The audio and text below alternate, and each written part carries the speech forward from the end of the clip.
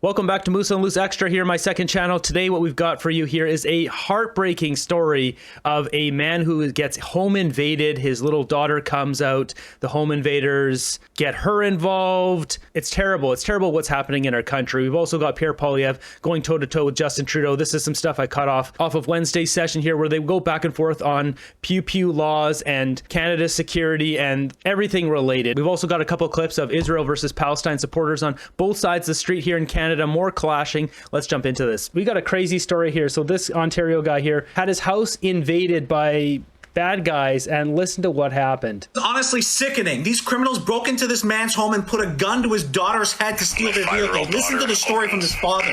Her door, and she comes out of her room in her nightgown, just like rubbing her eyes, and this guy takes the gun off of me and puts the gun right up to her head. It was kind of the most desperate, helpless feeling I've ever had. Like, that's kind of the only way to do it. The frantic moments, not long after an armed group allegedly broke into Theo Meadows' house. So he stuck the gun at me through this hole here, like actually put it through the broken glass. Meadows met at our studios, still afraid to bring people into his home after what happened. That night, as the armed intruders smashed his window, he called for help. I ran into my bedroom, He didn't answer. grabbed my phone. That was when I called 911 for the first time. And as soon as I put the call through, I got a response, like a please hold. It was like a pre-recorded, like, ringtone sort of thing. So it was just, or OPP, please hold.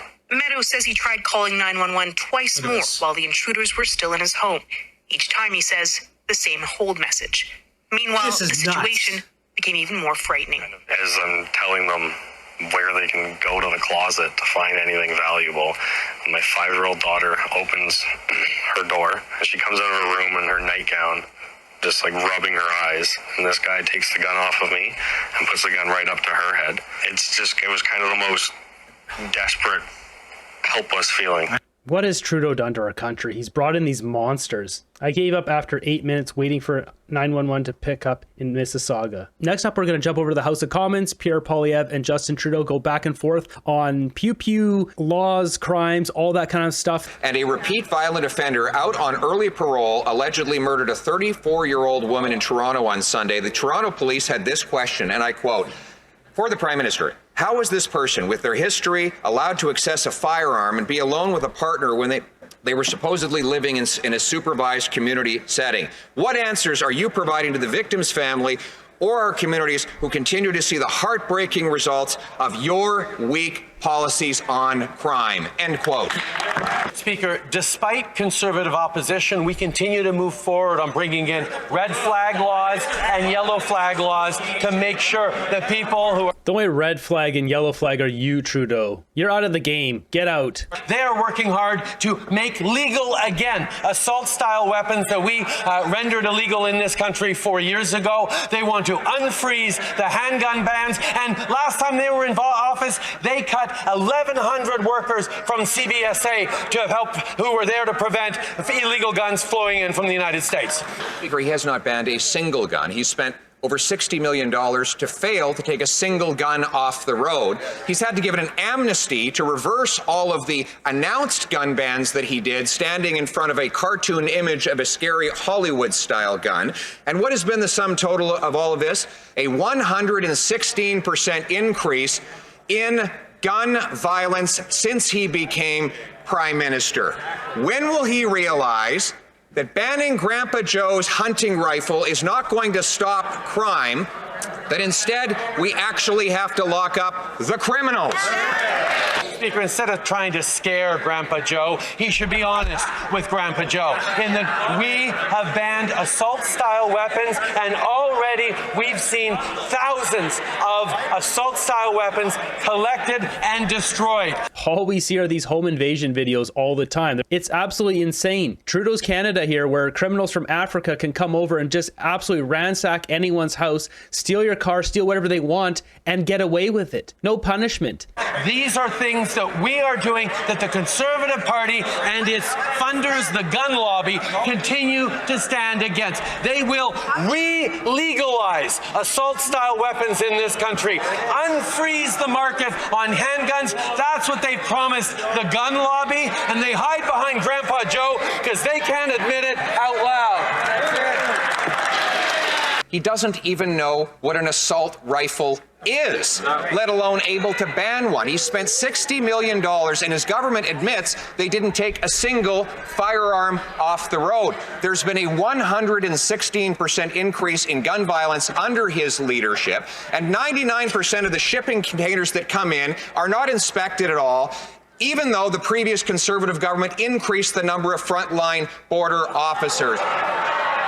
Why is it that the Prime Minister is so busy trying to protect turkeys from hunters that he doesn't protect Canadians from criminals? Mr. Speaker, not only has this House defined what an assault-style weapon was over the objections of Conservatives, but we are now removing those guns and destroying those guns while we compensate those who lawfully purchased them. That is what responsible gun control looks like. Unfortunately, the leader of the Conservative... They're not doing that. On top of that, they want people to send those in to Canada Post, which is on strike. The Conservative Party has promised the gun lobby that he will re-legalize assault-style weapons, reopen the frozen market for handguns, and make things more dangerous for Canadians and particularly for women right across the country. Shame on him! Next up, we have this is the state of singles quarters at the Canadian Armed Forces Base have led to significant discomfort and dissatisfaction among personnel. You bet. This is disgusting. I'm disgusted to not see any tampon dispensers in this picture and will be complaining to my Liberal MP. This is inhumane. Send Trudeau to do a cleanup. Most people don't realize that the soldiers living on the bases pay for their quarters. Next up, we got this one coming from Belgium. Their police force are now using water cannons to disperse the pro-Hamas protesters.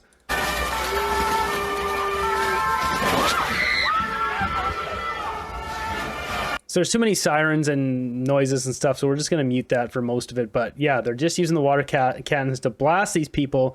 You can see this guy here dropping the bird. Seems pretty effective to me. Nobody wants to get blasted with water and it doesn't do any damage. There's no harm. I say bring it to Canada. Let's do it. In the comments here, people are saying add bleach, add colored dye. It's maybe a bit far. Water is enough. Add some soap and it's game over.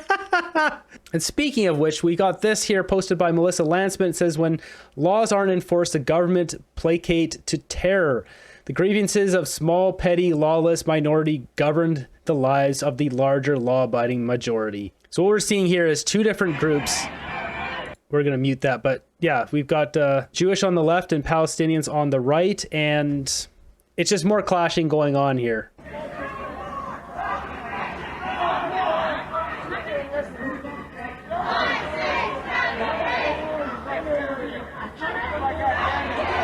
You can see there's a lot less people on this side, though. It's been like that. I mean, it just the numbers wise in Canada, it's like that. With that, we've got Hamas supporters outside Beit Synagogue telling the Jewish settlers to get out. The mayor of Vaughan allowed this to occur. What we